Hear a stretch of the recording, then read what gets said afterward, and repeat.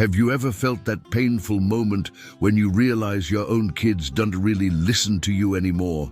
Like when you're talking and they're just scrolling on their phones, or when you give advice and they roll their eyes like you're the one who doesn't get it. If that's happened to you, trust me, you're not alone. This is one of the deepest struggles we face in our generation. Let me tell you something. I used to think this was normal. I thought, well, kids grow up, become independent, and naturally respect us less. But that's total BS. It's not normal, it's not okay, and most importantly, it doesn't have to be this way. My name is... well, that's not important. What matters is that I've been there too, and I discovered a way to regain my kids' respect without begging, without humiliating myself, and without settling for scraps of attention. Today, I'm going to share exactly what to do when your kids stop respecting you. In this video, I'll show you practical, proven strategies that completely transformed my relationship with my children. These aren't nice-sounding theories that don't work in real life. These are actions you can start today and see real results. We'll talk about how to set healthy boundaries, how to rebuild your moral authority, how to stand firm but loving, and most importantly, how to make your kids start valuing you again like you deserve. Let's start with one key idea that changed everything for me. Respect isn't automatic. It's earned first thing to understand. And this might sting a little at first, but it's actually freeing once you accept it. Respect doesn't come automatically just because you're a parent. I know. For decades, we were raised believing that being a parent should mean automatic respect forever. But reality doesn't work that way. Your adult kids respect you based on how you act today, not just what you did in the past. Just because you sacrificed everything for them when they were young or worked hard to give them education and opportunities, that doesn't guarantee lifelong respect. Does that mean your sacrifices were worthless? Absolutely not. They meant the world. But it means you need to keep showing up every day as someone worthy of respect, in every interaction, in every conversation. I had a wake-up call once when I was at my oldest son's house. I was trying to give him some parenting advice about how he was raising my grandson. My intention was good. I saw he was being too lenient and wanted to help, but my delivery was terrible. I started with, back in my day, things were different, and ended up basically telling him he was a bad dad. His reaction was instant. "Dad, you don't understand how things work today. Please don't interfere in how we raise him." Then he walked out of the room.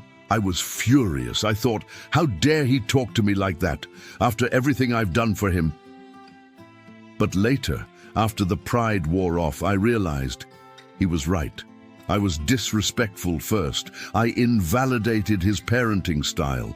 I spoke like my experience was the only one that mattered. I put myself above him instead of offering support as a fellow parent. That's when I got it. Respect goes both ways. If you want to be respected, you have to give respect. If you want to be heard, you have to learn to listen. If you want your experience valued, you have to value their reality too. Stop shrinking yourself to please them. The second point I see happening a lot with people our age. We start shrinking ourselves, trying too hard to please our kids because we're scared of losing them or pushing them away. And what happens? The opposite. When you constantly lower your standards, when you accept any kind of treatment, when you swallow insults just to keep the peace, you don't gain more love. You lose even more respect. I used to do this all the time. My son would come home stressed from work and take it out on me. Instead of setting a boundary, I'd stay quiet thinking, poor guy, he's tired. My daughter would cancel plans last minute whenever something better came up. Instead of saying it hurt me, I'd say, "It's fine, sweetheart, we'll catch up another day." And what happened? She stopped respecting me because I didn't respect myself. How could she value me if I didn't show her that I had value? How could she take me seriously if I didn't take my own feelings seriously? The change started the day I decided to stop being the nice dad who accepts everything. I'm not saying become bitter or angry. I'm saying have enough self-respect to say, this isn't okay, when something truly isn't okay. The first time I did that was when my daughter called me 5 minutes before lunch. We had planned it a week in advance, to say she couldn't make it because something came up at work. Normally I'd say, "It's fine, sweetie, we'll reschedule." But this time I said, "Sweetheart, I understand work is important, but I'm important too. Canceling last minute makes me feel undervalued.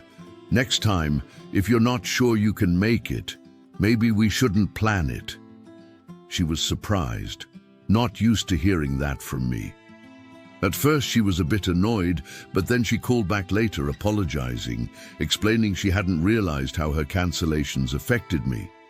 We made new plans, and this time she showed up. That small shift started changing the whole dynamic between us. She began treating me with more care, because I finally showed her that I cared about myself too. Set clear boundaries and keep them. Which brings me to the third crucial point. Set clear boundaries, and especially keep them. Many of us struggle with boundaries because we grew up in a time where roles were more rigid. Back then, respect was automatic. The parent was the boss. No discussion, no explanation needed. Now it's different. Relationships are more democratic, which can be great but also confusing. Our kids often don't know where the lines are because we don't even know where they are. Boundaries aren't walls to push people away. They're fences to protect the relationship. They define what's acceptable and what's not, creating a space where everyone can coexist with mutual respect. But here's the secret. Setting boundaries means nothing if you don't enforce them. It is like putting up a sign that says "keep off the grass" and letting everyone walk all over it. People quickly learn your words don't mean much. I learned this the hard way. I made a rule at home: no phones during dinner. I wanted us to connect, to have meaningful conversations. Everyone agreed. Then my son picked up his phone the first night. I said nothing. Thought, maybe it's important. Second time, I gave a light reminder. He ignored it.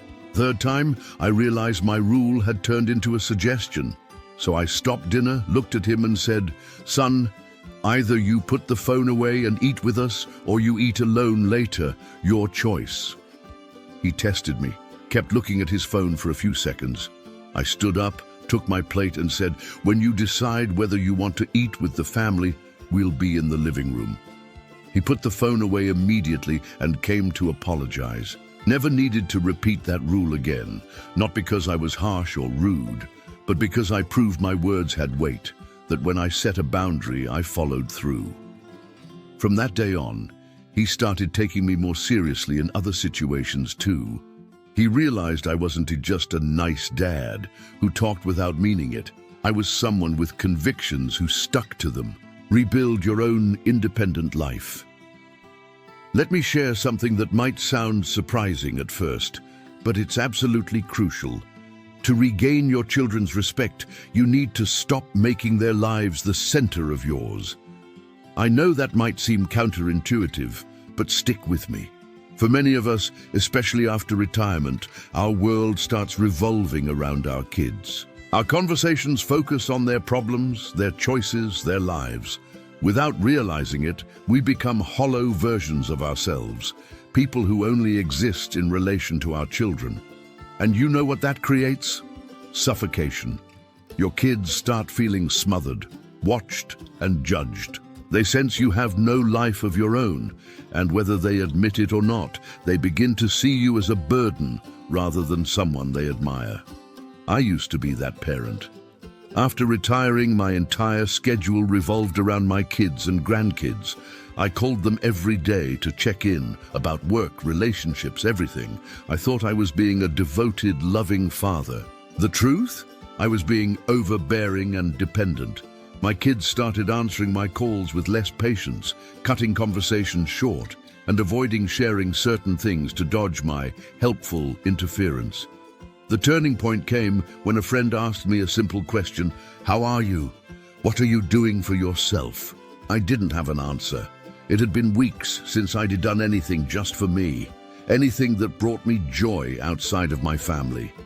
So I rebuilt my own life.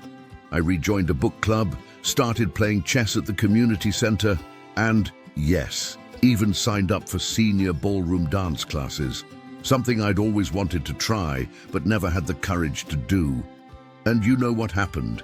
My kids started treating me differently. When I called, I had my own stories to share. "Dad, you seem different," my daughter said one day. "Happier, more interesting." Here's the truth. When you have a full, vibrant life, you become someone people want to be around. Your kids start seeing you as a whole person, not just a parent who exists to worry about them. Most importantly, when you're not emotionally dependent on your kids for happiness, you interact from a place of strength, not neediness. You spend time together because you choose to, not because you're desperate for their attention. And that changes everything. Stop giving unsolicited advice. This brings me to the next big source of tension between parents and adult children: unsolicited advice. We mean well. We want to share our wisdom and spare them the mistakes we made. But here's the problem. When you give advice nobody asked for, even if it's great advice, you're silently saying, "You can't handle this without me. I know what's best for your life." That's disrespectful, even if you don't mean it to be. Your adult children need to feel capable and independent. They need to make their own mistakes and learn their own lessons. When you constantly jump in with advice, you rob them of that growth. I was guilty of this. Every time my son faced a challenge, I'd bombard him with, "You should do X." Back in my day, "You're making a mistake." The result? He stopped telling me anything important. Why? Because he knew every conversation would turn into a lecture. The fix?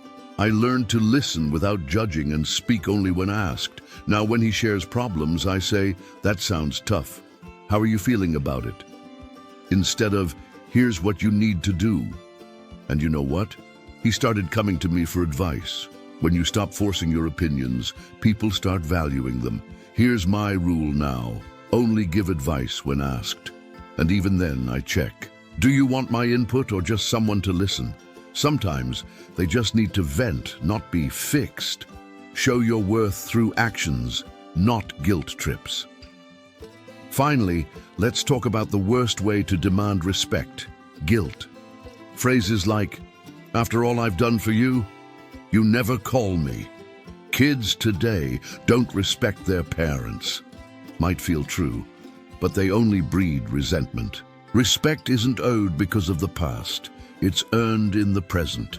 Here's how I changed. I stopped complaining about visits and made my home a place they wanted to be. I cooked their favorite childhood meals, hosted casual Sunday brunches, drop by if you're free, created traditions like a monthly game night. I offered practical help, not just opinions. When my son was renovating his house, I said, "Need me to watch the kids Saturday so you can paint?" When my daughter was overwhelmed at work, "I can pick up the kids from school this week." The shift? They began seeing me as a support, not an obligation. I celebrated their wins without stealing credit. Old me, "You got that promotion because I pushed you to study." New me, "You earned this. I'm so proud of your hard work." The lesson? Respect grows when you add value to their lives today, not when you remind them what you did yesterday. Set healthy boundaries without being controlling. Now we are getting to something a lot of people struggle with. Setting boundaries doesn't mean going back to being the strict old-school parent who rules with an iron fist. Actually, it's the opposite. Healthy boundaries are about mutual respect, not control. The difference is subtle but huge. When you're controlling, you try to force behavior through demands and guilt.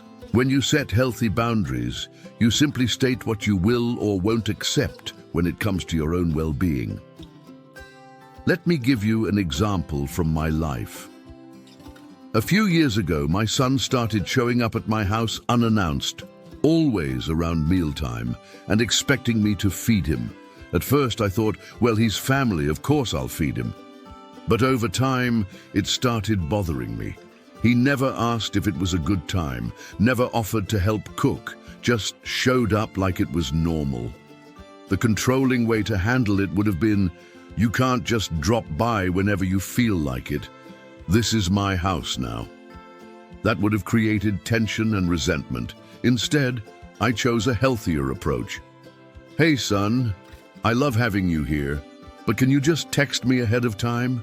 Sometimes I'm not ready for company or I don't have enough food made. Simple, clear, no guilt, his response. Man, I didn't even realize that bothered you. Yeah, of course I can let you know before stopping by.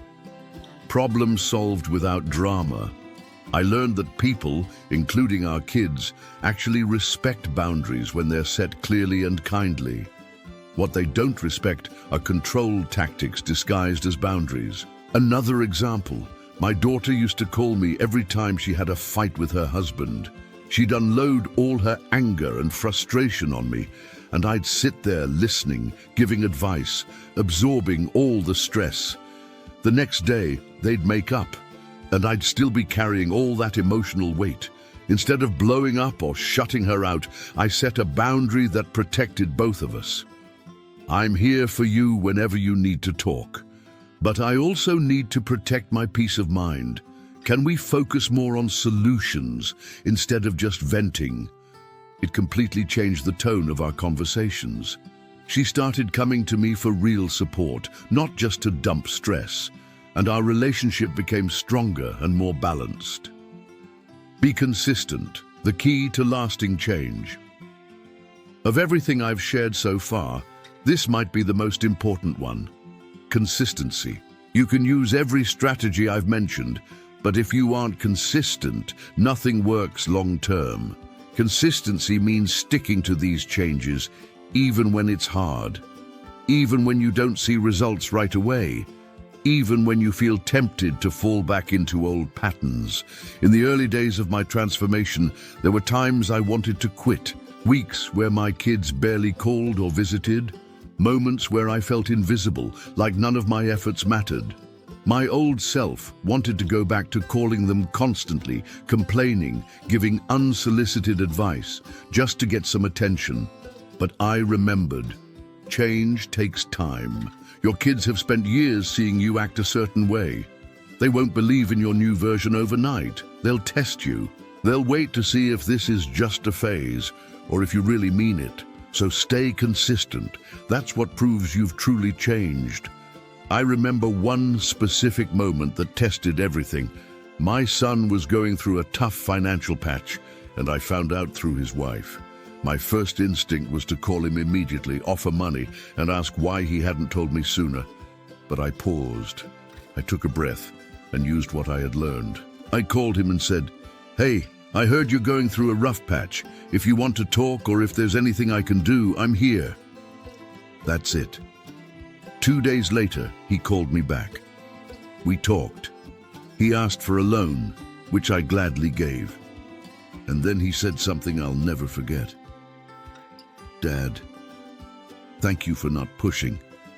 I was embarrassed and needed time to process everything." That was the moment I knew consistency was working. He trusted that I had changed.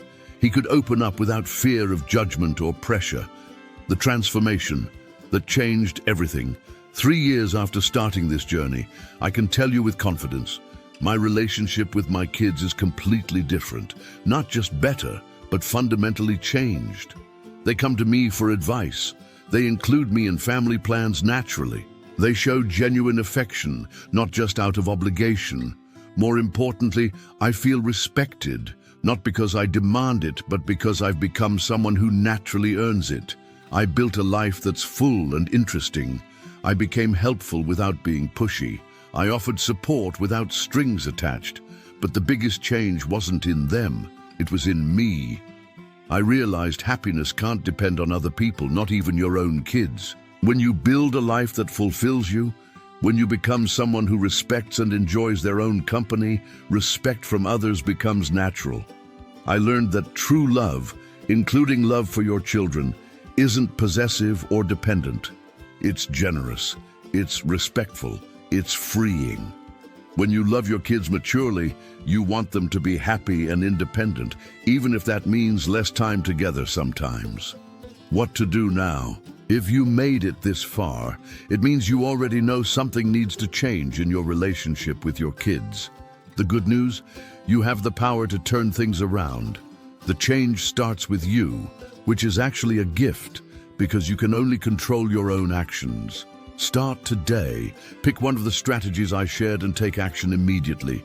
Maybe it's stopping the unsolicited advice. Maybe it's creating a new hobby or activity for yourself. Maybe it's setting a boundary you've been avoiding.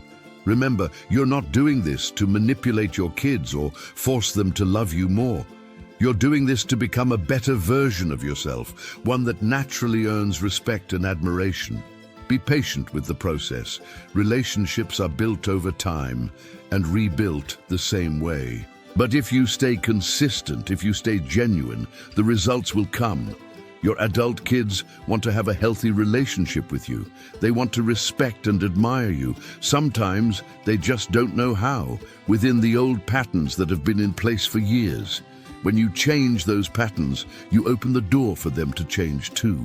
And something beautiful happens. You rediscover each other, not just as parent and child stuck in outdated roles, but as two people who genuinely enjoy each other's company again. Transformation is possible. I'm living proof. And if it worked for me, it can work for you too. The journey starts now, and it starts with you.